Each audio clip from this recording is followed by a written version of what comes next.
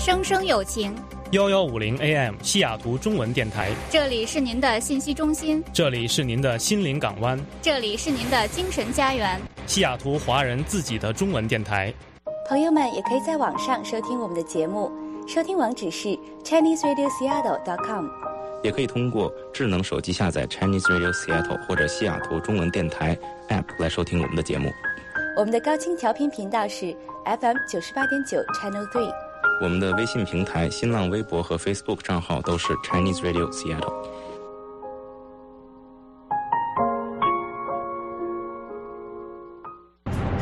汇集天下大事，聚焦华人热点。AM 1150西雅图中文电台新闻夜线。您正在收听的是西雅图中文电台 Chinese Radio Seattle。各位听众，大家好，今天是2020年10月14日，星期三。农历8月28，我是海明，我是 Rachel， 很荣幸在今晚为大家播报新闻。周三到周五的专题节目话题分别是美国故事、读书观影和专家论坛。周三到周五的西城夜话的话题分别是情感夜线、精精校园和艺术人生。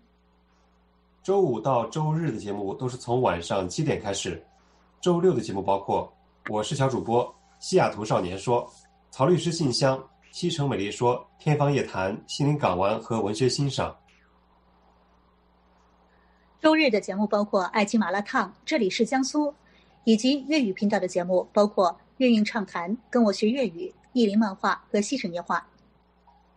您可以通过广播、网络、手机收听我们的节目。广播频段是 AM1150 或 HD FM 98.9 Channel 3， 网上收听网址是1150kknw.com/listen， 手机收听请下载 Chinese Radio Seattle App 或者下载 KKNWAM App 来收听我们的节目。汇集天下大事，聚焦华人热点。AM 1150西雅图中文电台新闻夜线。下面播报国际新闻。德国疾控机构14日公布的新增确诊感染新冠病毒人数达到5132，再度创下今年4月以来新高。德国总理默克尔当天与各州州长在柏林商议，宣布将进一步收紧防疫措施。今后一个地区平均每10万人7日新增数只要突破50，就必须采取宵禁、扩大口罩强制令适用范围、限制聚会活动规模等措施。德国联邦疾控机构罗伯特科赫研究所14日公布的单日新增确诊病例的数量为5132，这是德国单日新增自4月以来首度重回5000人以上，并创下近期新高。另据德国时代在线报道，截至当地时间14日16时许，德国累计确诊337392人，治愈281130人，死亡9827人。美国第一夫人梅拉尼亚在白宫网站发表文章，详细的介绍其确诊新冠后的经历，同时也透露她与特朗普的儿子巴伦特朗普也曾经确诊新冠。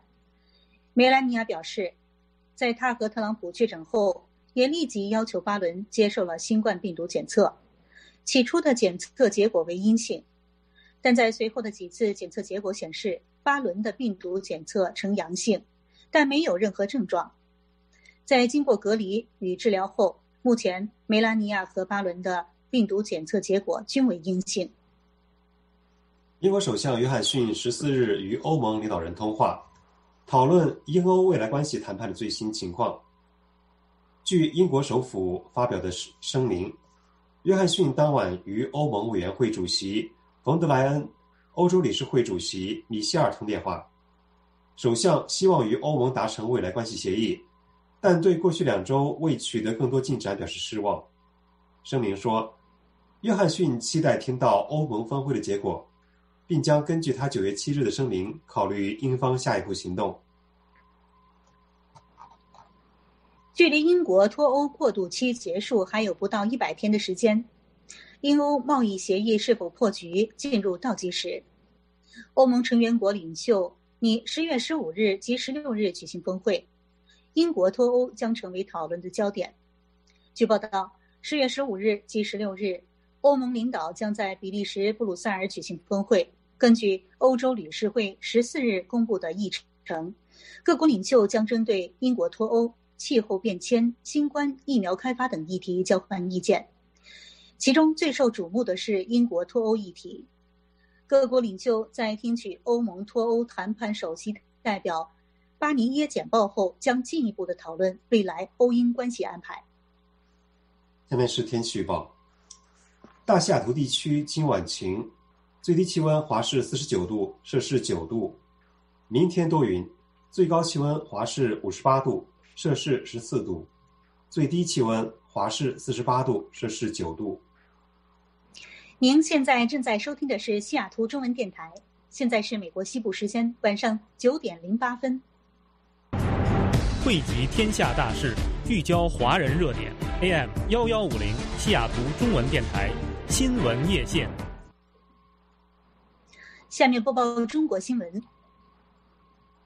中共总书记习近平这次南巡中的重头戏，在深圳经济特区成立40周年大会上的讲话，意外被他自己的一阵咳嗽给干扰了。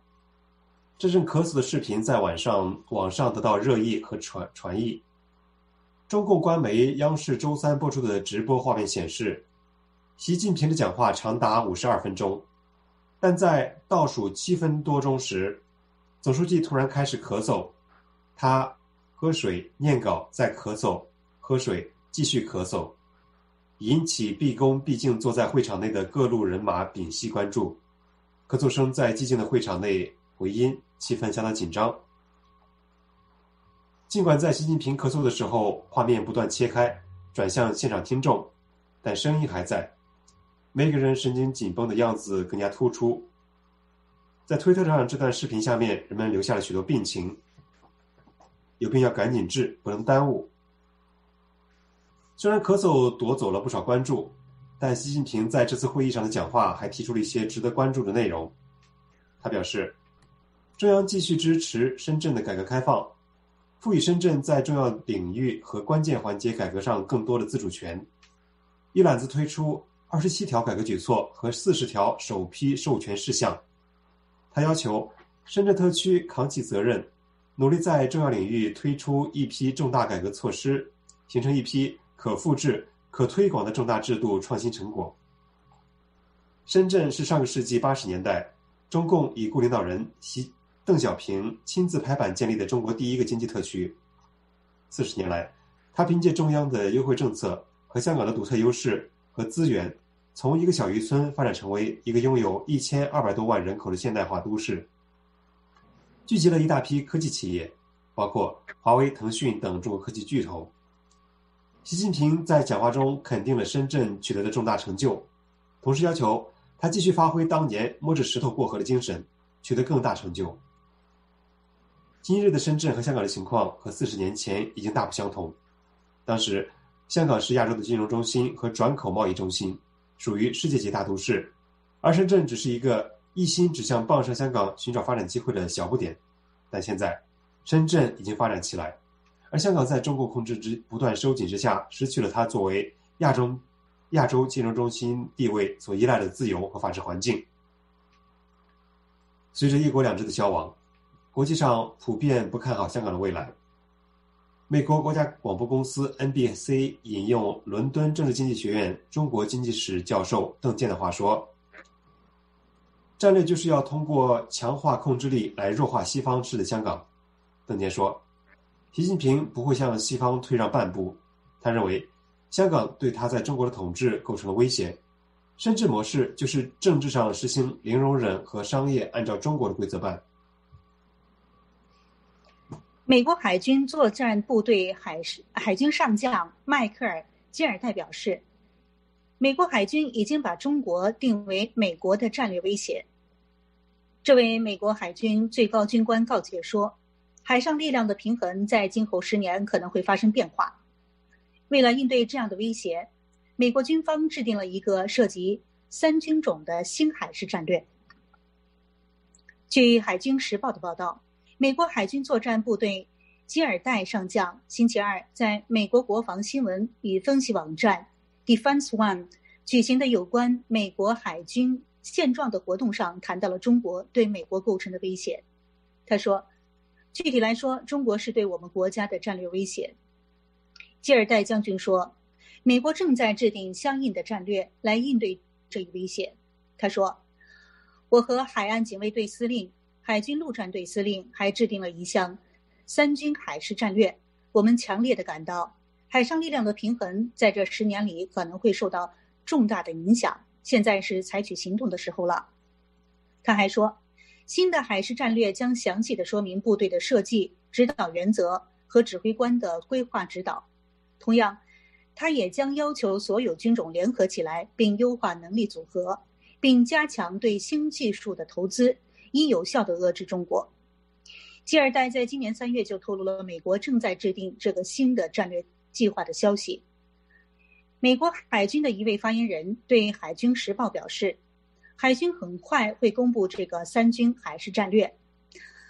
美国海军最近也公布了战力2045计划，该计划要求美国到2045年将舰队扩大到可容纳500艘军舰。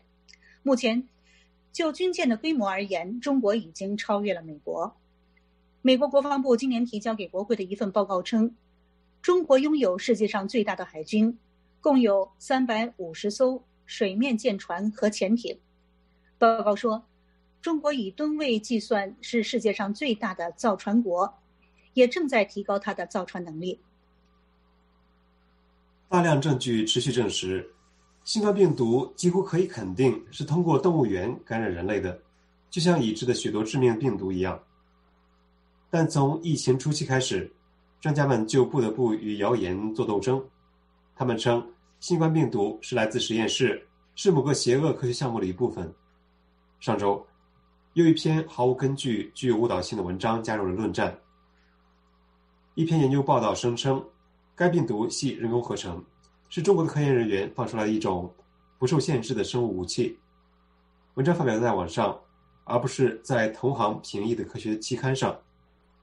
文章还毫无根据地谴责了政策制定者、科学期刊甚至个别研究人员在内的几个当事方，指责他们审查和批评病毒是由实验室制造的假说，故意混淆事实，并与中国共产党勾结。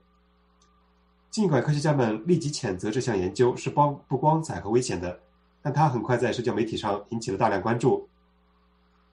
在文章发表后的数天内，就在 Twitter 上获得了超过 1.4 万个赞，超过 1.2 万次转发和引用。他在 Facebook、Twitter 和 Reddit 上面的分享被数以百万计的用户看到，至少有10几篇用几种语言撰写的文章对其进行了报道。然而，这篇论文的发现并没有科学依据。哥伦比亚大学的病毒学家安吉拉·拉斯穆森说，这篇文章荒谬毫无根据。他在此文发表当天在 Twitter 上批评该研究，他伪装成科学证据，但事实上只是彻头彻尾的灾难。这是中国科学家连立梦领导的研究小组发表的系列论文中的第2篇。他在9月14日发表了第1篇同样未经同行评审的论文，声称新冠病毒系人工合成。连立梦博士的背景有些不清不楚。根据香港大学7月的一份声明，他在前一段时间因未公开的原因离开了该校的博士后研究员职位，之后逃到美国。这2篇论文都将严立梦和他的合著者列为非营利组织法治协会的成员。该组织创始人包括前白宫首席策略师史蒂夫·班农，他曾在一起与此无关的诈骗案中受到指控。光是这一点就应该让人们停下来想想。拉斯穆森在谈到该团队与班农的非营利组织之间的联系时说，严立梦和同事没有回复记者的置评请求。据中央社今天的报道，深圳发展40年，港媒指香港可能被抛离。消息说，香港与深圳合演双城故事多年。港媒评价表示，香港目前虽仍有传统优势，然而深港一浮一沉已是不争的事实。社评表示，中国国家主席习近平南下考察，参加深圳经济特区建立40周年庆祝大会是此行的重点。社评指出，深圳由小渔村蜕变成为现代化国际化的大都市，除了天时地利人和，更重要的是有发奋进取、求实、灵活、务实的强大内生动力，能够不断的自我完善。而当前深圳已不只是追上世界其他一流城市，而是要跻身最前列，引领新时代，为中国其他城市提供可复制的楷模。据社评认为，香港与深圳合演双城故事多年，时至今日，香港虽然仍有一些传统优势，然而深圳和香港一浮一沉已是不争事实。香港内生动力不断流失，继续固步自封，只会被逐步的抛离。社评表示，香港社会需要的是调整心态，设法保持既有制度和传统优势，发挥金融和专业服务等强项，同时要放下高人一等的心态，以平等尊重、互相尊重原则与深圳合作，不再做一厢情愿，视自己为中心。中央社引述《星岛日报》也发表的社论指出，习近平还未到深圳时，北京中央日前率先发布了深圳建设中国特色社会主义先行示范区综合改革试点实施方案2020至2025年，赋予深圳在重点领域和关键环节改革上更多的自主权。该社论表示，今天深圳成为全球知名的科技创新中心，孕育了腾讯、华为、中兴、比亚迪、大疆等巨企。经济奇迹的背后，既得益于改革开放，也得益于毗邻香港的优势。社论指出，北京中央日前送给深圳的大礼，将令深圳迎来更大的发展。方案也同时提出推动更高水平深圳与香港的合作，对香港而言也是机遇。据分析，在高科技、金融、教育等方面，深港无疑有广泛的合作空间。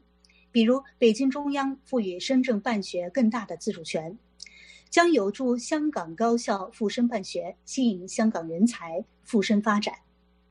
但社论强调，方案明确提出深圳要增强在粤港澳大湾区建设中的中心引擎功能，这等于宣告深圳在大湾区扮演龙头角色。社论表示，对于香港而言，这是一个很无奈的现实，但事实上，经历反修例风暴和疫情冲击后，香港已经元气大伤，国际地位下滑，无力肩负龙头重任。广告后为您带来美国新闻部分。如果您纪念家人的活动是预先支付的，那么这将成为您送给家人的礼物。没有人应该为失去亲人做好事先的规划，提前付款可以保护您的亲人，并给您应得的安心。让我们以专业精神和同情心帮助您计划每一个细节。我们是日落山殡仪馆和日落山纪念公园 Sunset Hills Funeral Home and Sunset Hills Memorial Park， 请访问 digitalmemorial.com 找到我们。西雅图中文电台需要您的支持。如果您曾经听到过西雅图中文电台的节目，如果您曾经在西雅图中文电台网站或者微信平台上读到过我们的报道，如果您参加过中文电台举办的演出或者其他活动，请您支持我们。西雅图中文电台是由非营利组织西雅图华人广播协会支持的，大多数的主持人多年来义务为西雅图以及全球的华人提供精神食粮。请您向具有501C3免税资格的西雅图华人广播协会捐款。捐款的 PayPal 账号是scbaseattle@gmail.com， 捐款电话206-619-8698 206-619-8698。西雅图中文电台感谢您的支持。Seattle House 即将预售，临近 Emerson Sphere， 专设5万尺精心设计的配套设施空间，5分钟步行生活社区。请访问 seattlehouse.com 或致电206-535-8075获得优先预览信息。您正在收听的是西雅图中文电台新闻夜线栏目，我是海明，我是 Rachel。今天是2020年10月14日，欢迎您收听我们的节目。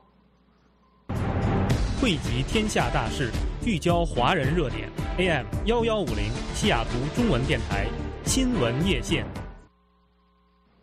下面播报美国新闻。美国国务卿蓬佩奥周三任命国务院负责民主、人权和劳工事务的助理国务卿罗伯特·德斯特罗为美国西藏问题特别问题协调员。蓬佩奥在一份书面声明中说，根据美国的西藏政策法案，特别协调员德斯特罗将领导美国促进中华人民共和国和达赖喇嘛或其代表之间的对话的努力，保护西藏人独特的宗教、文化和语言特征，并敦促尊重他们的人权。声明说，西藏问题的特别协调员还将支持美国为解决西藏难民的人道主义需求，促进高原藏族社区的可持续经济发展和环境保护所做的努力。从2002年到2010年，西藏精神领袖达赖喇嘛的代表同北京方面共举行过10次会议，9次谈判，1次非正式会议，2010年是最后一次。蓬佩奥国务卿说，美国仍然关注中国对藏族社区的压制，包括缺乏有意义的自治、藏区人权状况的恶化，以及对藏人在中国境内的宗教自由和文化传统的严格限制。白宫据报继续推动向台湾出售先进军事装备。路透社10月13日引用知情人士的话报道，白宫寻求向台湾出售 MQ-9 收割者无人侦察机和海岸防御导弹系统。路透社先前援引的5名知情消息来源的话说，白宫正在推动向台湾提供先进武器的3项军售案，并已经在近日通知国会两院的外委会。路透社引用的消息来源一共有8位，其中1位说，5项售台军事装备的总销售额大约是50亿美元。美国对外军售的数据经常包括培训成本、备件和费用，因此很难准确地确定交易的准确价值。美国威斯康辛州认为，台湾芯片制造商富士康已经连续2年未能落实其就业承诺，因此拒绝为其提供减税补助计划。台湾鸿海科技集团旗下的芯片制造企业富士康2017年宣布斥资100亿美元，在美国威斯康辛州开设占地2000万平方公尺的大型电视屏幕生产工厂，并承诺最终在当地创造13000个就业岗位。该计划被美国总统特朗普称为是他重振美国制造业的证明。白宫也说，这是美国历史上一家外国公司在美国进行的最大规模的建厂投资。为了争取到富士康在本州投资建厂并创造就业，威斯康辛州的议会2017年9月通过法案，允许该州公司合作机构威斯康辛州经济发展公司通过建立一个新的电子与信息技术制造区，来为富士康提供最多达28.5亿美元的州所得税抵免。威斯康辛州表示，富士康2018和2019年均未能完成就业指标，因此拒绝为其提供减税补助的计划。加利福尼亚州的法院裁定，无家可归的人可以在他们说明的大部分的时间所在的地方登记投票。志愿者将前往无家可归者居住的地方帮助他们注册。洛杉矶街道上的帐篷成千上万，而且每个月都有增加的趋势。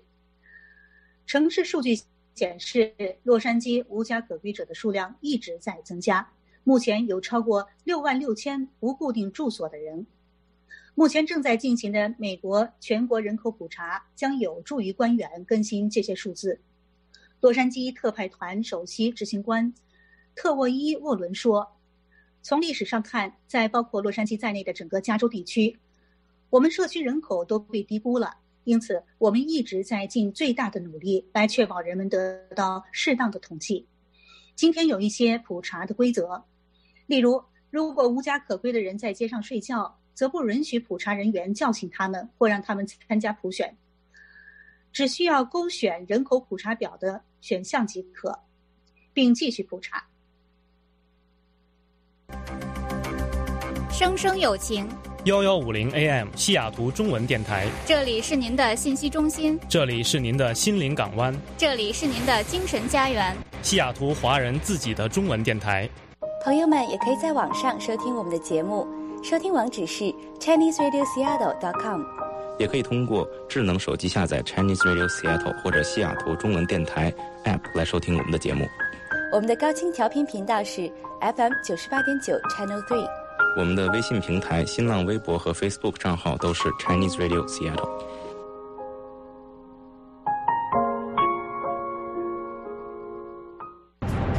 汇集天下大事，聚焦华人热点。AM 1150西雅图中文电台新闻夜线。下面播报西雅图本地新闻。截止到10月14日晚上，全美国新冠肺炎感染病例为7911497人，死亡216734人。截止到10月13日晚，华盛顿州新冠病毒确诊病例为95509人，死亡2221人，其中 King County 确诊人数24466人，死亡790人。Yakima County 确诊人数11628人，死亡266人。Pierce County 确诊人数8917人，死亡214人。Spokane County 确诊病例8150人，死亡181人。Snohomish County 确诊病例7663人，死亡218人。Benton County 确诊人数4891人，死亡132人。Franklin County 确诊人数4570人，死亡67人。华州确诊人数目前列为全美国第27位。华盛顿州卫生部在新冠 COVID-19 疫苗分配规划工作中继续取得进展。州卫生部正在与华盛顿州的联邦政府和地方合作伙伴合作，以计划在有可能分发 COVID-19 疫苗。在过去的几周中， DOH 的工作人员一直在努力制定初步的指南式计划，并有望在10月16日到期之前将其提交给疾病控制和预防中心。该计划本身概述了该部门将采取的具体行动步骤，例如制定公平的疫苗分配，在华盛顿州建立强大的疫苗基础设施，跟踪管理数据以及规划与公众的有效沟通等。新冠病毒在华盛顿州西部的传播正在增加，而在华州东部的传播最近则趋于停滞的状态。截止9月27日，对华盛顿州西部新冠病毒生殖数据的最佳评估在华州西部为 1.12， 而在东部为 0.94， 目标是远低于1的一个数字，这意味着 COVID-19 传播正在下降。来自艾弗里特墨菲大主教高中的高四学生内特·汉普斯特德，自新冠病情开始以来，积极地利用 3D 打印方面的专业知识来帮助医疗保健人员。由于一位家人的朋友尼尔塞科医生的求助，内特设计了一个固定器，以便专业医疗人员在治疗患者时可以将口罩安全、牢固、舒适的固定。内特利用 3D 打印的知识，把固定器打印生产并投入使用，帮助了一批一线医疗人员。星期二早上，西雅图警方在北西雅图的公寓内逮捕了一名17岁的男子。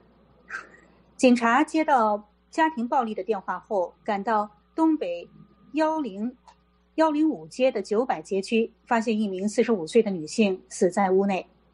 该男子在警方到达时被发现坐在房屋的台阶上。该案件仍在调查当中，相关的动机和死因仍未公布。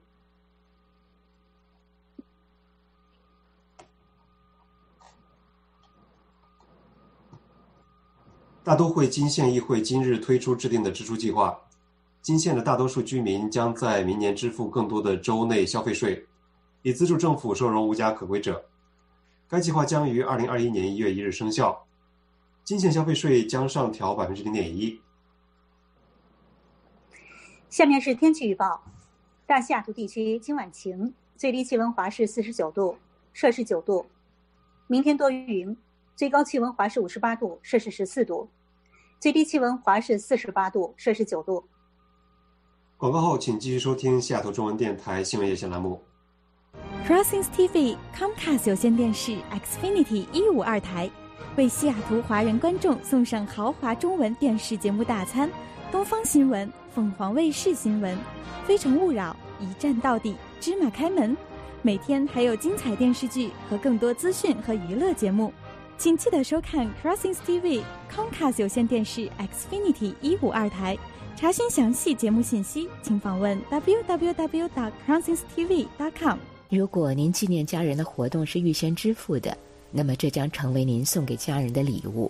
没有人应该为失去亲人做好事先的规划，提前付款可以保护您的亲人，并给您应得的安心。让我们以专业精神和同情心帮助您计划每一个细节。我们是日落山殡仪馆和日落山纪念公园 Sunset Hills Funeral Home and Sunset Hills Memorial Park。 请访问 digitalmemorial.com 找到我们。餐饮、娱乐、招聘、交友、买房、投资、演出，请找西雅图中文电台。中文电台广告使您梦想成真，最低收费每月仅100美元，就有机会使您的生意或者活动家喻户晓。赶快行动吧！广告热线206-619-8698，206-619-8698，或者发 email 到 crsradio@gmail.com。 汇集天下大事，聚焦华人热点。AM 1150西雅图中文电台新闻夜线。下面向您介绍娱乐新闻。10月14日晚18点，第13届金鹰节金鹰女神投票结束，官宣金鹰女神宋茜。根据本届金鹰女神投票规则，双端票数累积第一名为本届金鹰女神，票数第一名为宋茜，金鹰女神花落。生生有情1150 AM 西雅图中文电台，这里是您的信息中心，这里是您的心灵港湾，这里是您的精神家园，西雅图华人自己的中文电台。财经方面，美国东部时间10月14日截至收盘，道指跌 165.81 点，报 28,514 点，跌幅为 0.58%， 纳指跌 95.17 点，报 11,768.73 点，跌幅 0.8%， 标普500指数跌 23.26 点，报 3,488.67 点，跌幅为 0.66%。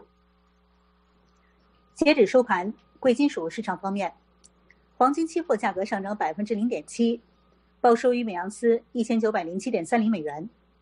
国际原油市场方面， WTI 期货价格上涨 2.1%， 报收于每桶 41.04 美元。国际布伦特原油上涨 2.1%， 报收于每桶 41.04 美元。截至发稿，亚洲股市方面，上证指数跌 0.56%， 报 3,340.78 点，深成指上跌 0.78%， 报 13,691.04 点。美元兑换人民币的汇率为1美元兑换 6.715亿元人民币。美联储副主席理查德·克拉里达近期表示，美国经济的活动还需要1年甚至更长的时间才能恢复到新冠病毒大流行之前的水平。以上新闻节目内容是由海明和 Rachel 为您播报的。今天的新闻采编是陈香、陆怡、Sam、秦文、John、Jane、小袁。想要了解更丰富的最新内容，请随时访问我们的网站 ChineseRadioSeattle.com 或在线搜索西雅图中文电台。当然，您也可以通过电台 Facebook 主页 Chinese Radio Seattle、 微信公共平台今日西雅图、新浪微博账号西雅图中文电台，或者下载中文电台的手机 App Chinese Radio Seattle 收听或关注我们的节目。接下来的专题节目是美国故事栏目，下面把时间交给小袁。西雅图中文电台需要您的支持。如果您曾经听到过西雅图中文电台的节目，如果您曾经在西雅图中文电台网站或者微信平台上读到过我们的报道，如果您参加过中文电台举办的演出或者其他活动，请您支持我们。西雅图中文电台是由非营利组织西雅图华人广播协会支持的，大多数的主持人多年来义务为西雅图以及全球的华人提供精神食粮。请您向具有501C3免税资格的西雅图华人广播协会捐款。捐款的 PayPal 账号是scbaseattle@ @gmail.com， 捐款电话206-619-8698，206-619-8698。西雅图中文电台感谢您的支持。肌肉骨骼伤痛、车祸、工伤，请找康健脊椎治疗中心肖明医师。康健祝您健康。电话206-621-7501，206-621-7501。